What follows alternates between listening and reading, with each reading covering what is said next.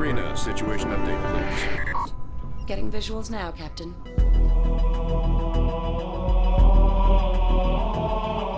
When you play the original Halo games, an explosion takes up the whole screen. So I'm going to kill a fast-moving purple thing, and it will come at me and die. In Halo Wars, it's going to be a view from 40 feet up, so it's not going to be one explosion, it's going to be 20.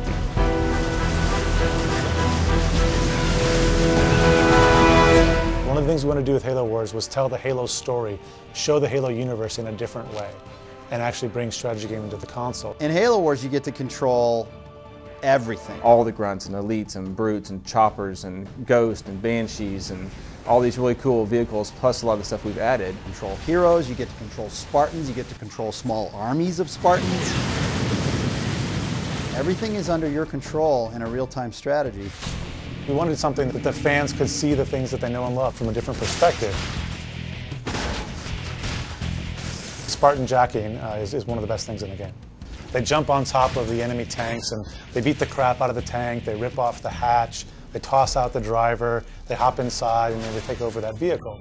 And people are used to seeing that from a first-person shooter standpoint, where everything's very large. But we have all that same detail in Halo Wars. Some of the battles in the game are small, and some of the battles in the game are really big. What's cool about that, at least in the campaign, is that's based on how you play. If you spend more time going to fight the Covenant, you may be dealing with a larger force than if you would have gotten there quicker.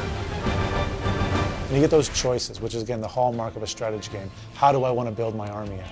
And by the end, you've got 12 or 15 Scorpion tanks rolling across the landscape, or you could have 40 or 50 Marines. And it's really kind of your choice.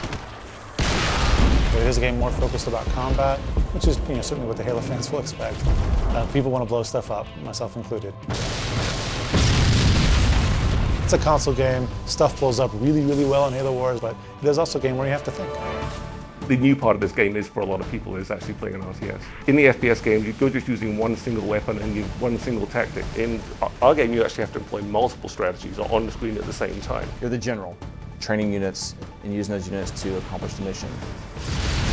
Commanding your armies, you're commanding your resource gathering or your economy. You manage resources, which you buy that army with, and you actually use those resources to upgrade and change your army to form a strategy that you will hopefully win with.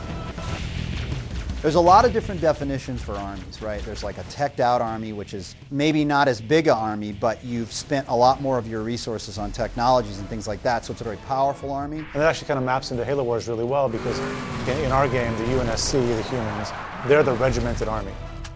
But the Covenant, the sort of religious zealots, they can bring a lot more units to the fight, but each of those units is a little bit weaker.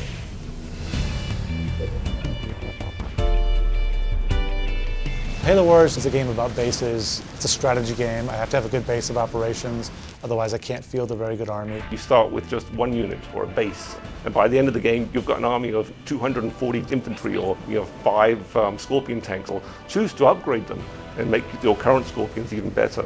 It's a lot of fun to be able to do that.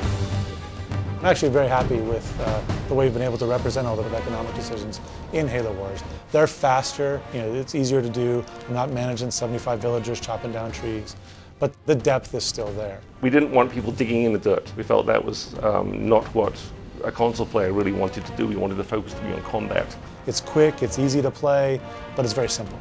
I bounce back to my town, I get the supply pad upgrade, I'm back to the fight. It's just that long-scale look at the actual war. It's not one v many, it's many v many. It's a fast-paced game. It's an adrenaline rush from the word go, but it has that strategy aspect to it that people haven't seen in the Halo universe before.